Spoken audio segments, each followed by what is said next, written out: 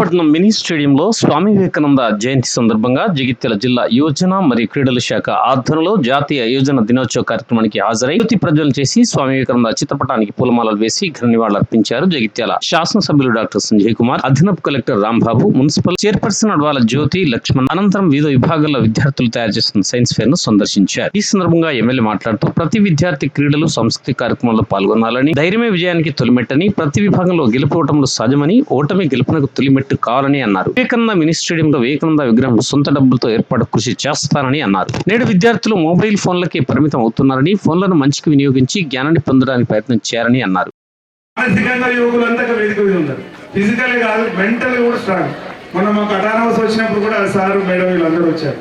నేను యంగ్ గా ఉన్నప్పుడే సార్ చెప్తున్నారు, సారు ఎప్పుడు యంగ్ అనుకుంటే మీరు గట్టిగా సపోర్ట్ కొట్టిండు. యంగ్ యూత్ అనేది ఫిజికలే కాదు, మెంటల్ ఒక మానసికమైన స్ట్రెంత్. అది ఒకటి. స్వామి వివేకానంద మనం చిత్రపటాన్ని చూస్తే ఎప్పుడు మనం ఒక ఇన్స్పిరేషన్. మేము యూనివర్సిటీ రోజుల్లో కూడా ప్రతి హాస్టల్ గదిలో వివేకానంద గారి సూక్తులు arise away until stop not the reach the goal అని రాసుకునేది. కాబట్టి యువజనులు అంటే ఎవరు? ఇప్పుడు యూత్ సొసైటీలు అన్నీ ఉంటాయి ప్రతి జిల్లాలో కూడా. వారికి ఈ ఆధార్ కార్డులో డేట్ ఆఫ్ బర్త్లు ఉండే వయస్సు కాదు. వారు వివేకానంద గారు చెప్పినట్టుగా ఉక్కు కండరాలు, దృఢమైన సంకల్పం, దేశభక్తి, సమాజం పట్ల అనురక్తి, కళల పట్ల, క్రీడల పట్ల, సమాజ వికాసం పట్ల, దేశభక్తి పట్ల నరనరాన ఒక స్ఫూర్తి కలిగించేటువంటి ఉత్తేజాన్ని, ఒక ఉత్సాహాన్ని కలిగించే ప్రతి వాళ్ళు కూడా యువకులే. వేదిక ముందు భాగం ఆ పక్కన ఈ పక్కన ఉన్న జడ్జెస్ కానీ పిల్లలు కానీ అందరూ అందరం కూడా యువకులే. మానసికంగా మనం యువకులు అనుకుంటేనే ఏం చేయగలుగుతాం. ఎవరైతే శ్రమిస్తారో వాళ్ళే. ఈరోజు యువజనోత్సవాల్లో భాగంగా మన జిల్లాలో ఈ కార్యక్రమాలు జరుపుకోవడం చాలా ఆనందదాయకము. మనం ఇప్పుడు ప్రోగ్రాంలో మొదటిగా మహనీయుడు స్వామి వివేకానంద ఫోటోతో మనం కార్యక్రమం ప్రారంభించుకున్నాము. ఆ మహనీయుడు యొక్క బుక్స్ చదివినట్టయితే మీరందరూ కూడా విద్యార్థులు యూత్ ఎంపవర్మెంట్ అంటే రాబోయేటువంటి భవిష్యత్తు జనరేషన్, భారత భవిష్యత్తు మొత్తం కూడా మీ చేతిలో ఉంది.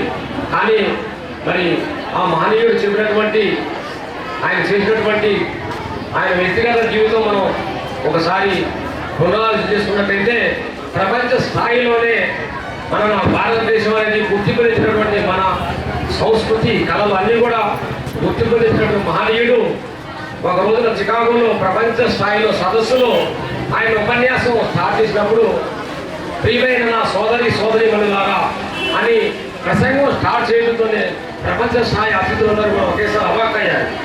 అదేవిధంగా మన మహనీయుడు చెప్పినటువంటి సూక్తులు చాలా awake and not take rest until you reach your goal అని యువకులకి ఒక పెద్ద సందేశం.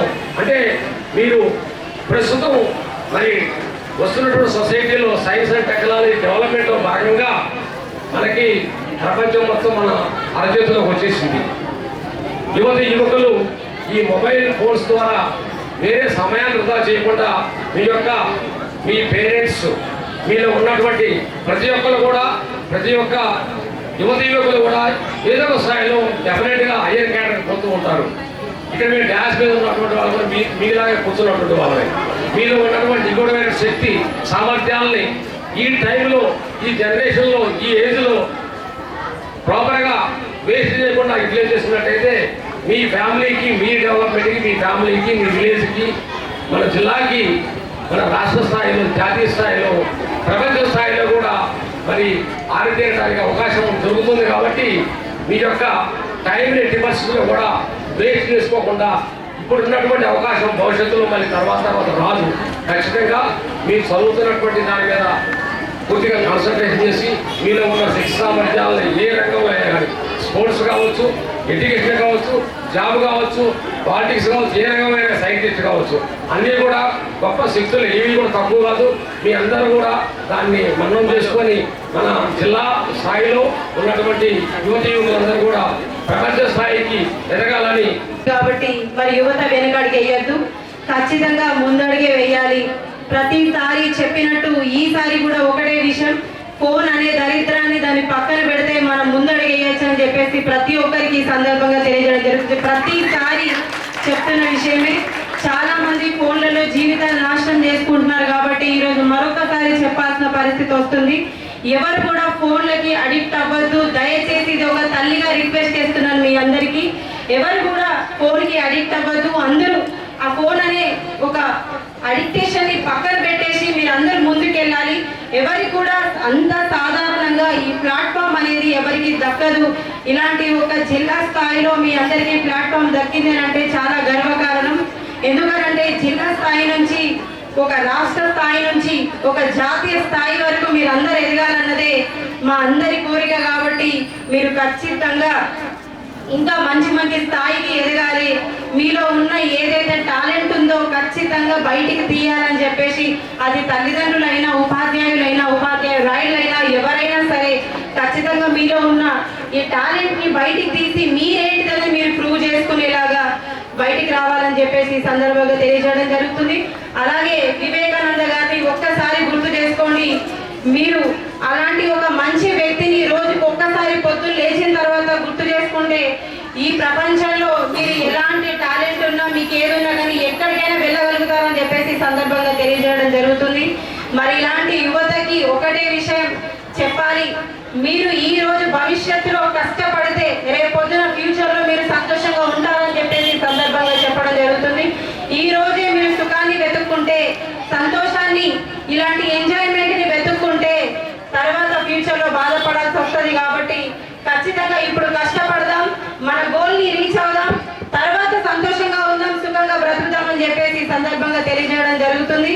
మరి ఇందాకే రామకృష్ణ గారు ఒక మాట చెప్పారు, మానసికంగా ఎవరైతే స్ట్రాంగ్ గా ఉంటారో వాళ్ళు యువకుల్లా పనిచేస్తారని చెప్పేసి. ఖచ్చితంగా అందరూ మానసికంగా ఫస్ట్ దృఢంగా ఉండాలి. దృఢంగా ఉంటే మనం 60 సంవత్సరాలు వచ్చినా 70 సంవత్సరాలు వచ్చినా మనం ముందడుగు వేయగలుగుతాం, పనిచేయగలుగుతాం. మన రాష్ట్రంలో, మన దేశంలో, మన కోసం, ఈ భావి భవిష్యత్తు తరాల కోసం వాళ్ళు సుఖంగా ఉండాలని ఎంతో మంది త్యాగాలు చేసి, ఎంతో మంది మన రాష్ట్రం కోసం, మన దేశం కోసం పోరాడితేనే ఈరోజు మనం ఇంత సంతోషంగా ఉన్నాం. కాబట్టి మరి అలాంటి మన దేశం కోసం పోరాడిన, మన రాష్ట్రం కోసం పోరాడిన యువకుల్ని, ఆనాడు ఆ నాయకుల్ని, ఆ మహనీయుల్ని, అలాంటి ఒక నాయకుల్ని మనం గుర్తు చేసుకుంటే ఖచ్చితంగా మన భవిష్యత్తు బాగుంటుందని చెప్పేసి ఎవరు కూడా యువత వెనుకడుగు వేయకుండా సెల్ఫ్ డిఫెన్స్ తప్పించకుండా ఖచ్చితంగా మీరు సెల్ఫ్ డిఫెన్స్ లో ఉండాలి, ముందుకెళ్ళాలి, ఎవరికి కూడా భయపడకూడదు. మన అడుగులో ప్రతి అడుగై మనం ముందుకు సాగాలని చెప్పేసి ఈ సందర్భంగా తెలియజేస్తూ మరియు అవకాశం ఇచ్చిన ప్రతి ఒక్కరికి హృదయపూర్వక ధన్యవాదాలు తెలియజేస్తున్నా. అలాగే మీ అందరికీ ప్రాధాన్యత, గెలుపు ఓటములు అనేటి సహజం. మరి వివేకానందుడు అదే చెప్తాడు. వివేకానందుడు ఏం చెప్తారు? ఎవరైతే ధైర్యంగా ఉంటారో వాళ్ళని విజయం వరిస్తారు. ఒక్కసారి అధైర్యపడ్డారంటే వాళ్ళు ఏ పనిలో కూడా ముందరికి పోతుందని చెప్పి వారి సూక్తులలో ఒక సూక్తి. మరి అదేవిధంగా వివేకానందుని ఆదర్శంగా తీసుకొని ఏదైతే మనకు అబ్దుల్ కలాం గారు చెప్పేవారు, arrange awake and stop not till you reach the goal అని చెప్పి. మీరు కూడా పిల్లలు అటు విద్యలో కావచ్చు, ఆటల్లో కావచ్చు, extra curricular activities like so many ఉంటాయి. ఇవన్నీ కూడా మనం చూస్తూ ఉన్నాం. వీటన్నిటిలో కూడా ఒక మంచి లక్ష్యాన్ని పెట్టుకొని ముందరికి వెళ్ళాలి. ఎవరమైనా కానీ ఒక లక్ష్యం లేకుండా ముందరికి వెళ్తే గ్యారెంటీగా మనం ఫెయిల్ అవుతాం. ఏది చేసినా మనం సాధించవచ్చు, సాధించకపోవచ్చు, కానీ లక్ష్యం అనేది ముందర పెట్టుకోవాలి. చదువుకుంటున్నప్పుడు మంచి మార్కులతో పాస్ కావాలని పెట్టుకోవాలి. ఓకే, మార్క్ తక్కువ వస్తుంది, ఎక్కువ వస్తుంది, రోజుసారి ఫెయిల్ అవుతాం, అదైనా పడద్దు. మళ్ళీ మీ అందరికి చెప్తా ఉన్నా ఒకసారి, నేను ఫెయిల్ అయిన 10th అని చెప్పి ఇలా డాక్టర్ నిన్న ఇవాళ ఆపరేషన్ ఎందుకంటే నేను చెయ్యాలంటున్నా, ఎప్పుడు చెప్తామంటున్నాం. సో ఒక ఓటమి తోటి మనం కుంగిపోవద్దు. ఎమ్మెల్యేగా ఫస్ట్ టైం ఓడిపోయింది తెలుసా మీ అందరికీ? 2014 ఓడిపోయింది. కొన్ని ఓటుతో 4% ఓటుతో ఓడిపోయింది. 18 40% ఓటుతో గెలుస్తుంది. మొన్న ఎటో కనబడ్డది. పాయపాయందరూ ఇక్కడైతే మీరు అందరూ నన్ను గెలిపించి మీ తల్లిదండ్రులు అక్కయ్యలో ఓటుకుంటారు మీరు. సో మనం ఒక పని చేయాలనుకుంటే ఒక కర్తవ్యాన్ని ముందట పెట్టుకొని ఎస్ ఐ కెన్ డూ అనుకుంటే వీ కెన్ డూ. మీరు కూడా అదే విధంగా ఉండాలి. ఏదైతే వివేకానంద జయంతి ఉత్సవాల సందర్భంలో, అది ముఖ్యంగా 150వ సంవత్సరం జరిపిన సందర్భంలో ఇక్కడ ప్రాంత పెద్దలు అప్పుడు నన్ను కూడా ఆ సంవత్సరం అప్పుడు జస్ట్ రాజకీయాల కంటే ముందు జరిగింది, నన్ను కూడా ఇన్వాల్వ్ చేశారు. శ్రీమాన్ నంబివెల్లి గోపాల్చారి గారు కావచ్చు, డాక్టర్ శైలేందర్ రెడ్డి కావచ్చు, నేను, డాక్టర్ శంకర్ గారు అప్పుడు ఉండడం, అప్పుడున్న కలెక్టర్ గారు కలవడం, వివేకానంద స్టేడియంగా అప్పుడు నామకరణం చేయించడం, ఇవన్నీ కూడా చేశాం. ఇప్పుడు కూడా మళ్ళీ పోతా ఉన్నారు అక్కడ వివేకానంద స్టాచ్యూ పెట్టాలని చెప్పి నేను గౌరవ అడిషనల్ కలెక్టర్ గారిని ఈ విషయాన్ని ఒకసారి కలెక్టర్ గారి దృష్టికి తీసుకెళ్ళి ప్రభుత్వ పరంగా మనం ఎన్ని నిధులు చేయగలుగుతాం, నిధులు ఇస్తే మిగతా ఏదైనా ఉంటే నా సొంత ఖర్చుతోటైనా వివేకానంద విగ్రహాన్ని పెట్టిస్తామని చెప్పి కూడా ఈ సందర్భంగా తెలియజేస్తున్నాం. ఈ సంవత్సరం తప్పకుండా చేద్దాం. అసలు గత టర్మ్లోనే నేను చేద్దాం అనుకున్నా. మీ అందరికీ తెలుసు, నేను మొదటిసారి గెలవగానే ఓ సంవత్సరం ఎలక్షన్లు, తర్వాత ఒక 2 సంవత్సరాలు కరోనా, 20 కాలేజీలో పోయేది పోలే. అప్పుడే సెల్ ఫోన్ ఇచ్చారు, ఎక్కువ అలవాటు అండి. మా చైర్మన్ గారు సెల్ ఫోన్ మాట్లాడుతూ అప్పుడే సార్లే అలవాటు చేసి తప్పని పరిస్థితి తల్లిదండ్రులు గుడియాల్సి వచ్చింది. ఇప్పుడు ఇన్స్పెక్ట్ వస్తుందా? కానీ use that cell phone for a good cause, use that cell phone for a good cause. దాంట్లో కూడా మనం ఎంతో జ్ఞానాన్ని సంపాదించవచ్చు. కాబట్టి అవసరం ఉన్నప్పుడు అవసరమైనంత జ్ఞానాన్ని సంపాదించుకోవడానికి ఆ సెల్ ఫోన్ వాడండి, మిగతా సమయంలో వద్దని చెప్పి తెలియజేస్తూ, మరి ఇప్పుడున్న సందేశం arise, awake and realize the power you hold. మరి ఇప్పుడు ఇచ్చే సందేశాలు ఇచ్చారు. ఎట్లయితే మరి వివేకానందని ఆదర్శంగా తీసుకొని మన అబ్దుల్ కలాం గారు ఇచ్చారో, arise, awake and stop not till you reach the goal అన్నట్టు మళ్ళీ ఈ సందేశం arise, awake, realize the power you hold. మీలోని శక్తిని మీరు గ్రహించండి, అది సాధించండి, ముందుకెళ్ళండి, ధైర్యంగా ఉండండి అని చెప్పి యువకులు కోరుతూ చాలా సంతోషం. నాకు కూడా ఉన్నది ఒకటే అమ్మాయి, మళ్ళీ మనవరాలే పెట్టింది. ఇక్కడ కూడా అమ్మాయిలు చాలా మంది కనబడుతున్నారు, చాలా సంతోషం. అందుకే మరి ఇక్కడ ఎదురుగా అమ్మాయిలు కనబడతారు. నాకు రామకృష్ణ సార్ తోటి, వెంకటేశ్వర సార్ తోటి చాలా బాగా పరిచయం, 30 ఏళ్ళ పరిచయం. ఈ మెట్కల్లో ప్రాక్టీస్ చేసి ఇద్దరికి మెట్కలు అనుకున్నాం. ఈ అశోక్ సార్ ఏమో మాకు తెలుసు అందరూ.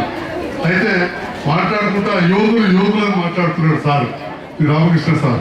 అండ్ ఈ insurance degree principal women's degree college అలాగే వరకు మొన్నటి వరకు ఇస్తారా డిగ్రీ కాలేజ్ చేసేటప్పుడు బాయ్స్ ఎక్కువ. సో ఇప్పుడు రావడం చాలా సంతోషం. ఏంటంటే ఆ కాలేజీకి 4 కోట్ల రూపాయలు నిధులు తెచ్చినాం. ఇక్కడ ఉన్న ఉమెన్స్ డిగ్రీ కాలేజ్ వరకు టెండర్ కూడా అయిపోయింది. అతి త్వరలో పనులు కూడా ప్రారంభమవుతాయి. రాని సెల్ ఫోన్ అదే మాట్లాడినా మంచి ఆటోనామస్ వచ్చింది. మరి మంచి కోర్సులు పెట్టచ్చు. మరి అమ్మాయిలు బాగుంది కాబట్టి మంచి ఫ్యాషన్ టెక్నాలజీ అట్లాంటి కోర్సులు కూడా వాళ్ళకి ఉపయోగపడేవి కూడా అవన్నీ కూడా స్టార్ట్ చేస్తారని చెప్పి ఆశిస్తూ, మరి ఈనాడు వ్యాస రచన పోటీలు కావచ్చు, వక్తృత్వ పోటీలు కావచ్చు, ఇవన్నీ కూడా పెట్టడం జరిగింది. దాంతోపాటు సైన్స్ ఫేర్ కూడా పెట్టారు. మరి ఒక్కటే ఏంటంటే నేను డివైఎస్ఓ గారి కూడా ఆఫీసర్ మంచిది కొద్దిగా ప్లాన్ చేస్తే మీకు సమయం ఎక్కడ సరిపోతలేదు. ఇప్పుడు వర్షం, ఇది వర్షాకాలం, కొంతైనా సైన్స్ ఫేర్ ఆ స్కూళ్ళలో ఈ కాలేజీలో పెడితే బాగుంటుంది. రెండోది ఇట్లాంటి ప్రోగ్రామ్స్ కొంత జరిగినప్పుడు ఇది కొంత ఇండోర్ కూడా కాబట్టి అంటే నాకు పూర్తిగా నేను ఇండోర్ స్టేడియం పరిస్థితి ఏంది, మరి అక్కడ చేసుకుంటే బాగుండేది కదా. కాబట్టి ఓపెనింగ్ చేయాలి. ఇవాళ చేసుకుంటే ఏముంది, ఇవాళ ఓపెనింగ్ చేస్తే వాళ్ళు తాట పెట్టుకుని కూర్చోవడానికి ఏముందా. ఇప్పుడు ఇది నేను జయించేంత వరకు అయితే లేదు కదా. ఇది ఓపెనింగ్ లేదు, గద్ద లేదు. ప్రజలు గుర్తిస్తారు, ఓట్లేస్తారు, గెలిపిస్తారు, లేకుంటే ఎట్లయితే అట్లయితే. కానీ పని వాళ్ళకి ముందు జరగాలి. ఓకే, దానికి కూడా ప్రొసీడ్ అయినా ఇమీడియట్ ఓపెన్ చేయించండి. ఎందుకంటే అన్ని లక్షలు పెట్టి దాన్ని రెనోవేషన్ చేసి అన్ని కోట్లు పెట్టి కట్టుకొని మన నిరుపయోగం ఉంచడం బాగుండదు. ఆ ఇండోర్ స్టేడియం కూడా ప్రతి త్వరలోనే ప్రారంభింపు చేయాలని చెప్పి సవినయంగా మనం చేసుకుంటూ మరొకసారి ఈ పోటీల్లో పాల్గొనడానికి యువజనోత్సవాలు పాల్గొనడానికి వచ్చిన యువకులకు